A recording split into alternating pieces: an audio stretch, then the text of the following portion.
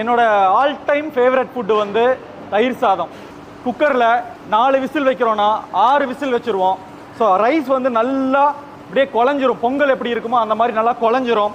அதில் நல்லா காய்ச்சின பாலை ஊற்றி இந்த மாதிரி செட் பண்ணி அந்த திக் யோகத்தை அப்படியே இதில் வந்து சேர்த்துவோம். மில்க் க்ரீம் ஆட் பண்ணுவோம். நல்லா ரிச் மில்க் க்ரீம், உப்பு நல்லா மிக்ஸ் பண்ணி சின்ன வெங்காயத்தை டாஸ் பண்ணி இந்த மாதிரி போட்டு அட்டகாசமான க்ரீமி ஸ்பெஷல் கர்ட் ரைஸ் வெயில் காலத்துக்கு பயங்கரமாக செம்மையாக இருக்கும்.